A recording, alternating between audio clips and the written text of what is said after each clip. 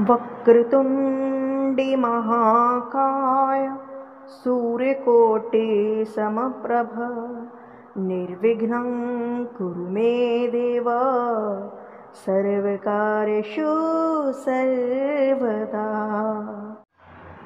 राधे राधे दोस्तों, भक्ति सागर सोनिका चैनल में आप सबका स्वागत है। उम्मीद है कि आप कुशल से होंगे। भगवान ठाकुर जी आप पर कृपा करें और हम आपके लिए लेकर आए श्रीमद् भागवत कथा सार, जिसका कि पिछली कथा में हमने सुना कि किस प्रकार शौनक जी ने सूत जी से प्रश्न किए हैं और उनमें से एक प्रश्न और कर दिया कि व्यास जी का जन्म कैसे हुआ था, व्यास जी ने कैसे श्रीमद् भागवत को लिखा।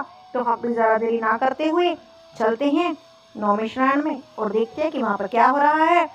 तो व्यास जी ने देखा, कहते हैं कि जब बद्री धाम स्वर्ग दर्शन होता है, वहाँ महर्षि व्यास जी का पावन आश्रम है और महर्षि वेदव्यास भजन करने बैठे तो उन्होंने समाधि लगाई। व्यास जी के ध्यान में पूरी दुनिया घूमने लगी। देख रहे हैं कि लोग अपने में ही बिजी हैं, किसी के पास समय ही नहीं है भक्ति भावना के लिए। तो व्यास ने 3 भाग और किए तो 4 वेद हो गए, ऋग्वेद, यजुर्वेद, सामवेद और अथर्ववेद। लेकिन वेदों की भाषा बहुत कठिन, उसे कोई पढ़ता ही नहीं है। आपने भी देखा होगा, आप में से कितने लोगों ने वेद पढ़े हैं। अभी रामायण पढ़ी होगी, गीता पढ़ी होगी, विष्णु पुराण पढ़ा होगा, गरुड़ पुराण पढ़ा होगा, शिव पुराण पढ़ा होगा, लेकिन ऋग्वेद, यजुर्वेद, सामवेद, अथर्ववेद बहुत कम पढ़ते हैं। तो उल्टा सीधा पढ़ लेते हैं, उसके अर्थ को अनर्थ कर देते हैं। अब व्यास जी के मन में चिंता हुई और सोचा क्या करूं। उन्होंने वेद के आधार पर त्रय पुराणों की रचना की और उसमें विष्णु पुराण सबसे श्रेष्ठ है। जिन्होंने विष्णु पुराण पढ़ा है उनको पता है, मैंने पढ़ा था बहुत पहले लॉकडाउन में। तो ठाकुर जी कृपा करें तो वापस आपके लिए लेकर आएंगे चैनल पर भी।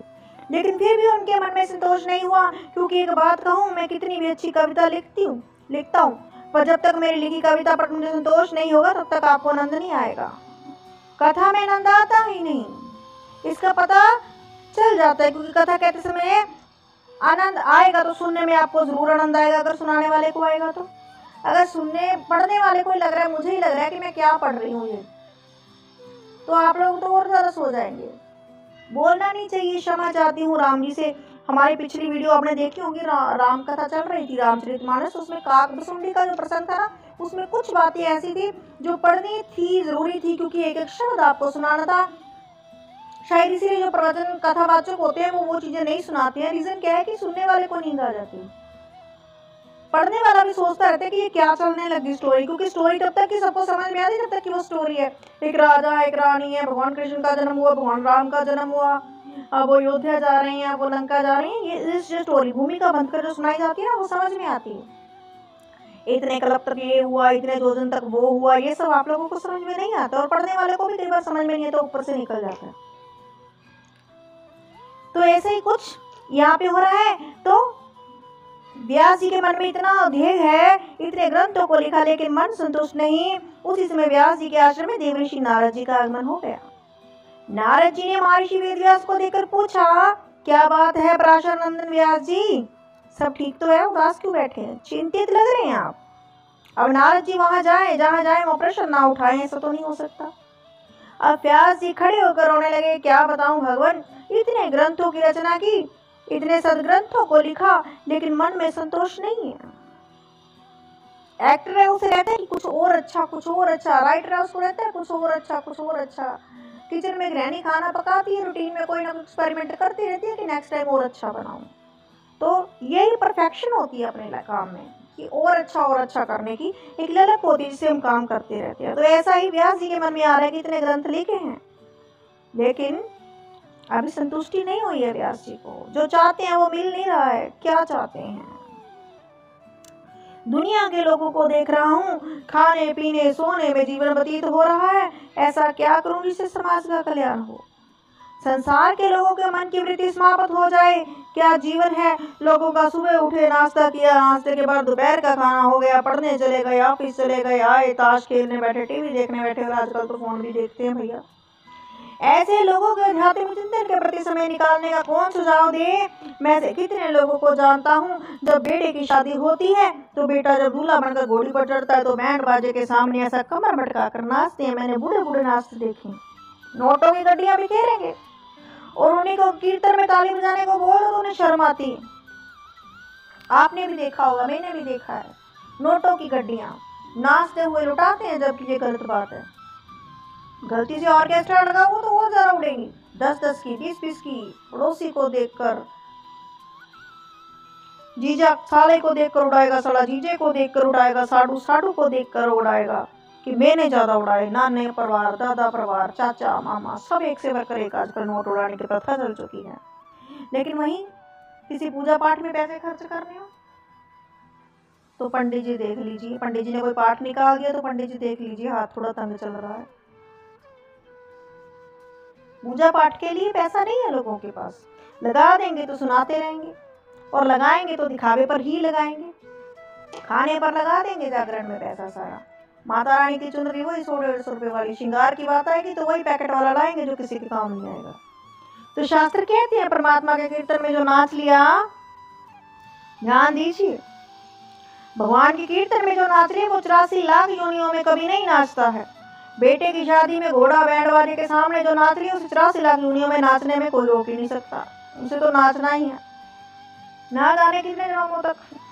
व्यास जी बोले इतने ग्रंथों की रचना करके भी मन संतोष नहीं। नारद जी ने कहा बुरा नहीं माने तो एक बात कहूं क्या, अभी यहाँ पर मैं संस्कृत श्लोक बोलूंगी, हो सकता है उसमें शुद्धिकरण ना हो, तो फिर भी आप माफ कीजिएगा कि कथा पर ध्यान दीजिएगा। ना यद्वच इष्टतरपदम हरे ईशो जगत पवित्रम प्रगृणीत करहिचिता तदंस्य तीर्थमुषिंत मानसा न यत्र हंसा निर्मंतो युषि यक्षाय।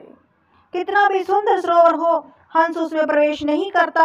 एक बहुत सुंदर सरोवर है, उसमें हजारों कमल के फूल खिले, नीला नीला निर्मल जल है। मैं उधर से जा रहा था, उस निर्मल जल को देखकर मेरा मन डुबकी लगाने को हुआ, लेकिन सरोवर में जैसे डुबकी लगाने के लिए मैंने प्रवेश किया, घोंटू तक मेरे पैरों में कीचड़ लग गया। आप विचार करो, कीचड़ से भरे हुए सरोवर में कौवा स्नान कर सकता है, परंतु जिस हंस को मान सरोवर में रहने की आदत है, मोती चुगने की आदत है, वो कभी कीचड़ के सरोवर में नहीं आ सकता है। व्यास जी ने कहा आप क्या कहना चाहते हैं, मेरी समझ में नहीं आ रहा, सीधे सीधे बोलिए नारद जी। नारद जी ने कहा बहुत सीधी बात, आपने ग्रंथों की रचना तो की, संसार के कार्यों में फंसे रहने वाले जो लोग हैं उनके लिए वो ग्रंथ सब अच्छे, पर हंसों के समान राम कृष्ण के जो परम भक्त हैं उनके लिए जब तक भागवत की रचना नहीं करोगे आपके मन में संतोष नहीं हो सकता। भागवत को वैष्णव भजन पढ़ते हैं, भक्त जन पढ़ते हैं, शुद्ध सात्विक शाकाहारी भोजन करते हैं, उसको लिखे बिना तुम्हारे मन में संतोष हो ही नहीं सकता। व्यास जी बोले मैं क्या करूं, मेरी समझ में नहीं आता, बुढ़ापा तो आ गया, कितना करूं, अब मैं कुछ नहीं कर सकता। नारद जी ने कहा मन को निराश मत कीजिए, मेरे पिता ब्रह्मा जी को नारायण भगवान ने भागवत जी का दान दिया था। 4 मंत्रों की भागवत नारायण ने मेरे पिता के कानों में कही थी, और पिता ब्रह्मा ने कृपा करके वो भागवत मुझे प्रदान की है, वही भागवत मैं आपको देता हूँ। उसमें 4 मंत्र हैं, इन 4 मंत्रों को आप विस्तार से लिखो, उनकी व्याख्या करो, उसको संसार के लोग पढ़ेंगे तो मन में संतोष होगा, उन सब का कल्याण होगा। व्यास जी बोले बुढ़ापा आ गया, अब मेरे वश की बात नहीं। नारद जी ने कहा संतों के चरणों का आश्रय ले लो तो कोई बात बड़ी नहीं है। एक व्यक्ति ने प्रश्न किया हमसे महाराज संत कृपा बड़ी या भगवत कृपा बड़ी, परमात्मा की कृपा ऊंची या संत की कृपा ऊंची, संत कृपा और भगवत कृपा में अंतर क्या है। संत कृपा भगवत कृपा से ऊंची है, क्योंकि संत की जब कृपा हो जाती है तो भगवान आपके पीछे पीछे डोलते हैं। गुरु गोविंद दोनों खड़े खाके लागू पाए, बलिहारी गुरुदेव के जो गोविंद दियो मिलाए, गोविंद दियो मिलाए। गोविंद से मिलने का सामर्थ्य गुरुदेव में है, ऐसा स्वरूप है गोविंद आपके पीछे डोलेंगे गुरुदेव की कृपा से। गुरु की कृपा हो जाए तो परमात्मा का मिलना अटल है। कृपा संत कृपा संत की ऊंची। देखिए श्रोत और वक्ता के मानसिक समझ जुड़े जाने से कथा प्रभावी हो जाती है। सुनने वाला अच्छा हो और सुनाने वाला अच्छा हो तो कथा में रस ही और होता है। अगर पढ़ने वाला श्रद्धा से कथा सुना रहा है लेकिन उसको दिख रहा है कि सामने से कोई सुनने वाला नहीं है तो उसका मन फीका पड़ जाएगा, आवाज में वो दम नहीं होगा, चेहरे पर वो शांति नहीं होगी, वो एक्साइटमेंट नहीं होगी जिससे वो कथा सुनाएगा। आप मेरी आवाज़ सुन रहे हैं, मुझे भी व्यू नहीं आएंगे तो मुझे भी एक पल के लिए ये हो जाएगा, कहाँ क्यों किस लिए पोस्ट कर रही है, कोई देख तो रहा नहीं। हर किसी के मन में होती है ये भावना, तब तक हमें कोई सुने नहीं। लेडीज नया सूट सिलवाए और जब तक दो पड़ोसी ने देख ना ले और उसकी तारीफ ना हो जाए, उसको हजम नहीं होता सूट पहना। पता ही नहीं लगता, चाहे 10,000 का सूट पहन ले हम लेडीज, जब तक उसकी 4-5 लेडीज तारीफ ना करते हमें पता नहीं चलता, सजने संवरने का मजा ही नहीं आता। इसलिए तो आजकल ट्रेंड चला है कि घर पे रहना तो रो टी शर्ट में रहो, कौन देखने आता है। लेकिन जब बाहर जाते हैं तो बढ़िया बढ़िया सूट पहन कर जाते हैं। तो नारद जी ने भी ऐसे कहा, संत कृपा परमात्मा की कृपा से ऊंची है, इसका मैं प्रमाण हूँ। मैं पूर्व जन्म में एक दासी का बेटा था, नितांत दासी थी मेरी माँ।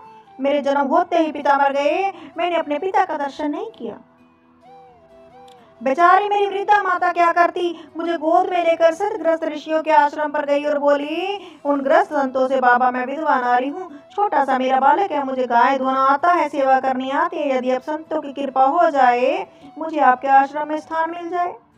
मुझे कुछ नहीं चाहिए, केवल 2 वक्त प्रसाद आप हमें दे दें। संत बड़े कृपालु थे, उन्होंने कहा बेटी अंदर आओ, जाओ हमारी पत्नी के पास जाकर आनंद से रहो। मेरी माँ आश्रम में गई, ऋषि पत्नियों ने कहा तुम यहाँ आनंद से रहो, सेवा करो, जल भर कर लाओ, मंदिर में झाड़ू लगाओ, गाय को धोकर लाओ, प्रेम से प्रसाद पाना।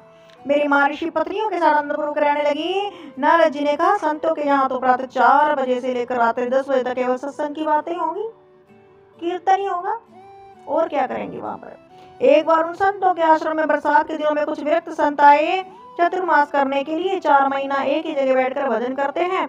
जब वो संत आए तो मैं भी थोड़ा बड़ा हो गया, जब संतों की कथा होती तो मैं माँ मुझे अपनी गोद में लेकर संतों के सत्संग में बैठ जाती। मैं छोटा सा था, 4 महीने, मैंने संतों से कथा सुनी। वो संत मुझे इतना प्यार करते थे, इतना मेरा आदर किया, मेरा नाम ही बालक रामदास रख दिया। सब मुझे बच्चा रामदास बोलते। अब सत्संग करते करते, कथा सुनते सुनते मैं उस निष्कर्म पर पहुंचा कि संसार एक सपने के भांति है, संसार में तो कुछ है ही नहीं। मोर निशा जग सोव निहारा, देखे स्वप्ने अनेक प्रकार। संसार केवल स्वप्न है, कोई किसी का नहीं होता। जब मुझे पता चला कि 10 दिन बाद तो संत चले जाएंगे, मैंने उनके चरण पकड़ लिए, बाबा मैं यहाँ नहीं रहूंगा, आपके साथ वन में चलूंगा। मोह हो गया संतों में, श्रद्धा हो गई है।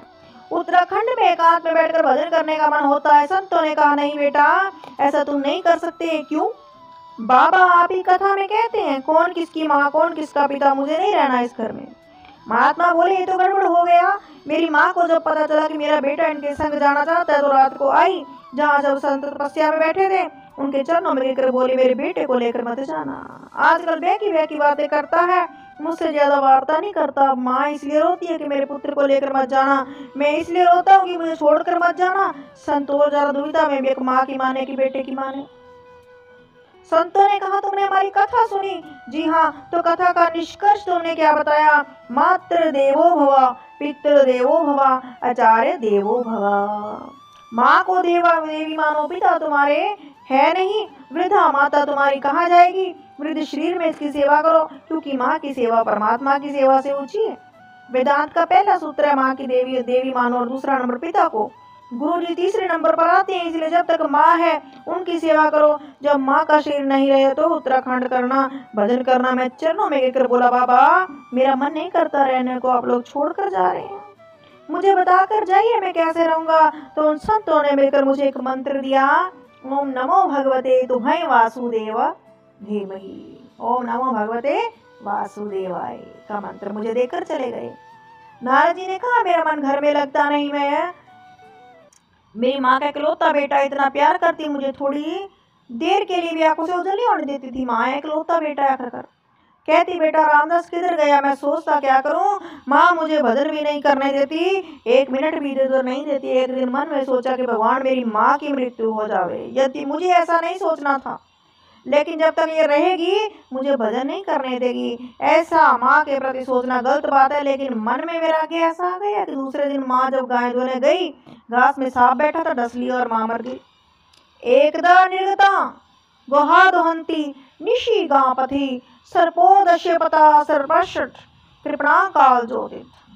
नारद जी कहते हैं मेरी माँ के मरने के बाद मैं बड़ी जोर से रोया। मेरी आंखों से 2 प्रकार के आंसू निकले, दाहिनी आंख से गर्म आंसू और बाईं आंख से ठंडे आंसू। व्यास जी बोले क्यों? आंसू तो एक से ही होते हैं, मेरे हिसाब से तो गर्म होते हैं। नारद जी बोले जब तक दुखी होकर रोता है तो आंसू गर्म निकलते हैं, तो आप इस बात पर ध्यान दीजिएगा। तकरीबन हमारे आंसू गर्म होते हैं, क्योंकि खुशी से तो बहुत कम निकलते हैं ना, इसलिए वो गर्म होते हैं। क्योंकि जो दुखी होकर निकले वो आंसू गर्म निकलते हैं, प्रसन्नता में रोता है तो आंसू ठंडे निकलते हैं। मेरा 5 वर्ष का बेटा पूरे स्कूल में यदि प्रथम आवे, अपने प्रथम श्रेणी कक्षा में प्रथम आवे, अपना वार्षिक सूचकांक हाथ में लाकर देवे और बोले माँ मैं प्रथम श्रेणी में पास हुआ, तो मैं दौड़कर अंक से भर लेती हूँ। उसी समय प्रसन्नता से जो आंसू आएंगे वो ठंडे होंगे, खुशी के होंगे। उसके उलट अगर बच्चे पर विपत्ति आती है तो उस समय जो आंसू होंगे वो गर्म होंगे, क्योंकि वो दुख के आंसू हैं। नारद जी बोले मेरी आंखों से गर्म आंसू तो निकले कि माँ मुझे छोड़कर चली गई, इसका कष्ट है। ठंडे आंसू इसलिए निकले कि वन में जाने से कोई रोकेगा नहीं। मैं सीधा उत्तराखंड की ओर चला गया और परमात्मा की कृपा समझा मैंने माँ की मृत्यु को उत्तराखंड में जाकर बद्रीनाथ धाम में पर्वत की गुफा में मैं नाचने लगा, संतों के बताए हुए मंत्र का जाप करने लगा, ओम नमो भगवते वासुदेवाय। ऐसा आनंद आया मैं कीर्तन में, ऐसा तन्मय हो गया कि मेरे हृदय में गोविंद का प्रकट्य हो गया।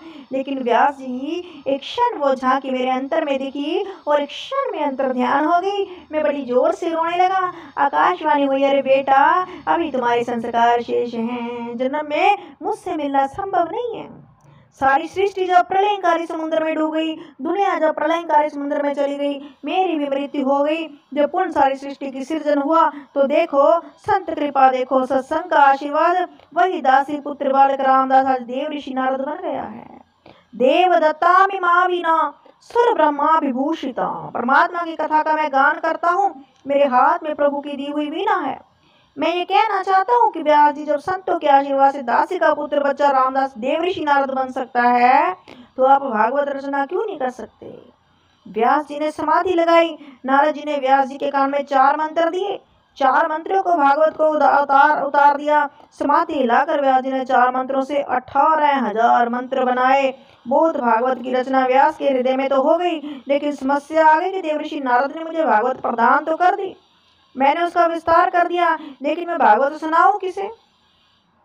भागवत सुनने का सबसे पहला अधिकारी कौन है। जब तक अधिकारी नहीं मिले मैं दूं किसे, व्यास के मन में चिंता है। व्यास जी के हृदय की आवाज निकली, वो अधिकारी तो एक है और उस अधिकारी का नाम है सुखदेव, मेरा अपना और पुत्र।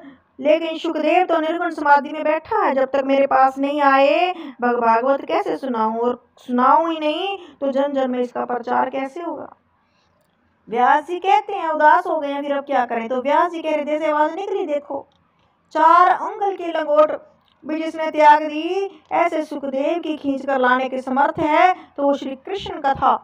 व्यास जी ने अपने नन्हे नन्हे शिष्यों को बुलाया, अपने शिष्यों को वो सुंदर भागवत जी के गिने चुने श्लोक रटा दिए और कहा बेटा मेरा पुत्र सुखदेव जहाँ निर्गुण ब्रह्म समाधि में बैठा है वहां जाकर उन श्लोकों को गाना। उन नन्हे नन्हे शिष्यों ने उन मंत्रों को याद कर लिया और सीधे सुखदेव के पास पहुंचे जो निर्गुण ब्रह्म की समाधि में बैठे हैं।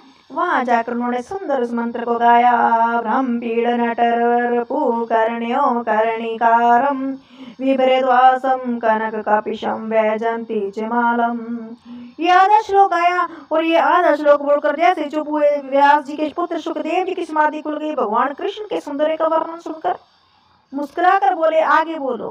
शिष्यों ने कहा आगे तो हमें नहीं आता, आपको इससे आगे जानना हो तो अपने पिता के पास आइए, उनके पास ऐसे 18,000 मंत्र हैं।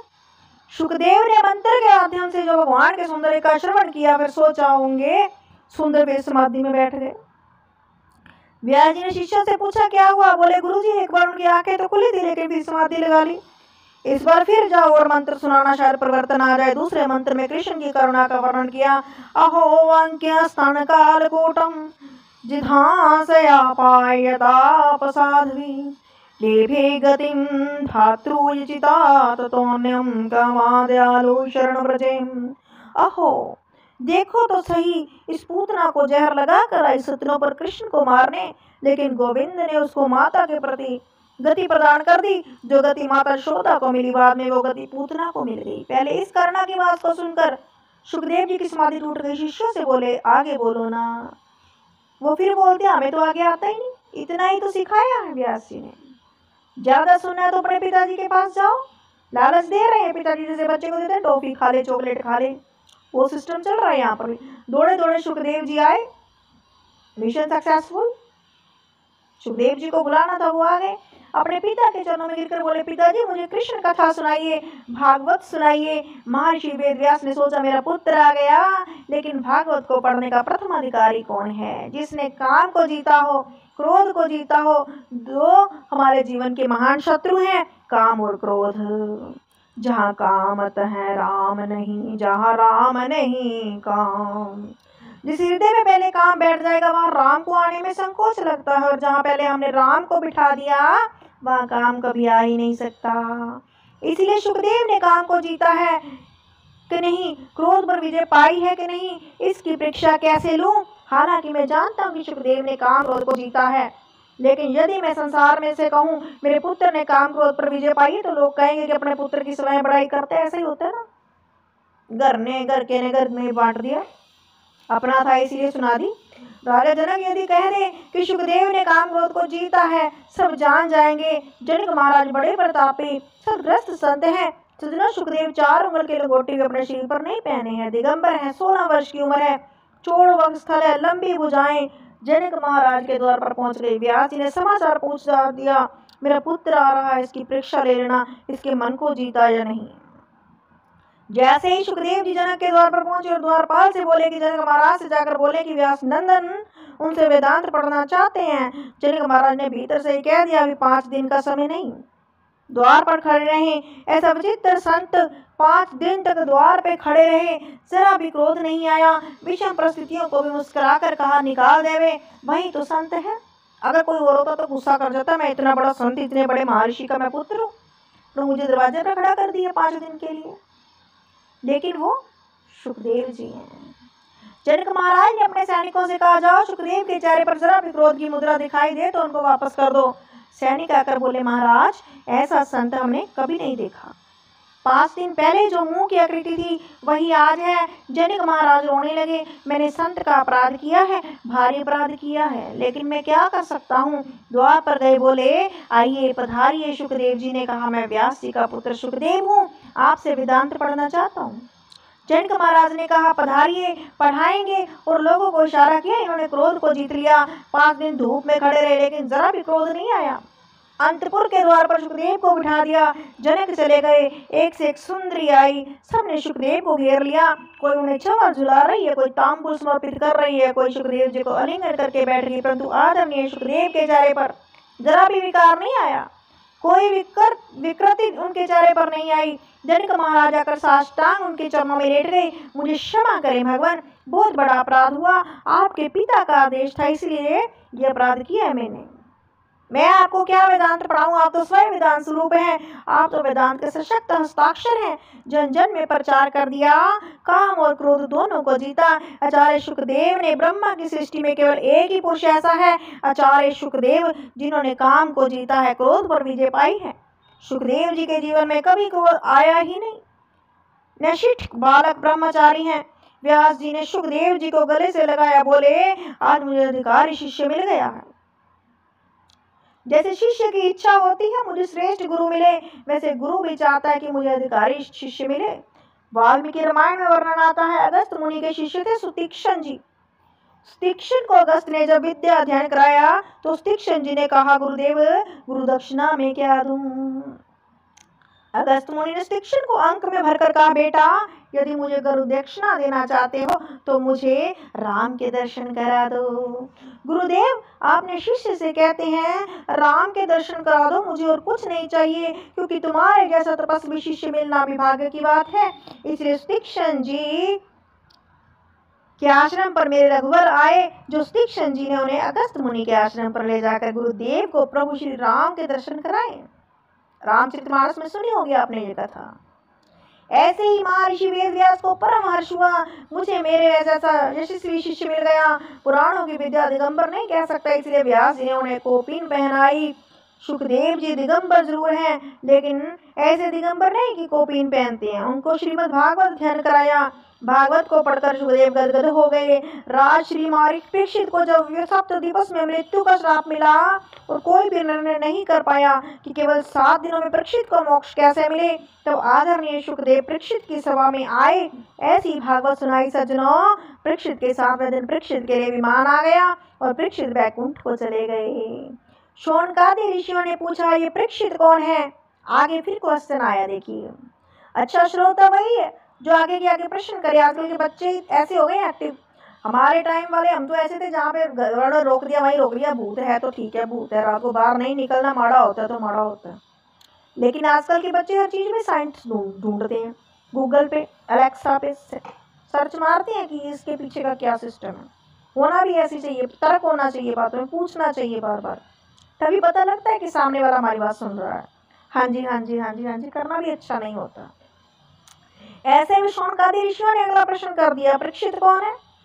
किसके पुत्र है परीक्षित? 7 दिन में मरने का श्राप इन्हें क्यों मिला? और श्री सूत जी ने कहा, परीक्षित का जन्म के प्रसंग को सुनाना मैं आवश्यक नहीं समझता, लेकिन सुनाऊंगा, क्योंकि परीक्षित के जन्म कथा से श्री कृष्ण कथा उदय होती है। जिस मानव की कथा परमात्मा से संबंध जोड़ा या जिस मनुष्य की कथा से परमात्मा की कथा जुड़ जाए, उस मनुष्य की कथा परमात्मा की कथा के साथ कम नहीं है। इसीलिए मैं तुम्हें सुनाऊंगा कि कौन थे परीक्षित जी। तो हम भी आपको सुनाएंगे कि कौन थे परीक्षित जी। वैसे तो आप सबको पता ही है कि परीक्षित जी कौन थे, लेकिन फिर भी ये हम आपको सुनाएंगे नेक्स्ट वीडियो में, क्योंकि ऐसे कथा बड़ी हो जाती है तो फिर आनंद नहीं आता है। तो आज की कथा को यहीं पर विराम देते हुए, यदि आपको हमारी कथा अच्छी लग रही हो तो हमें लाइक, सब्सक्राइब, शेयर जरूर करें। कमेंट बॉक्स में जय श्री कृष्णा, जय श्री राधे जरूर लिखिएगा। धन्यवाद।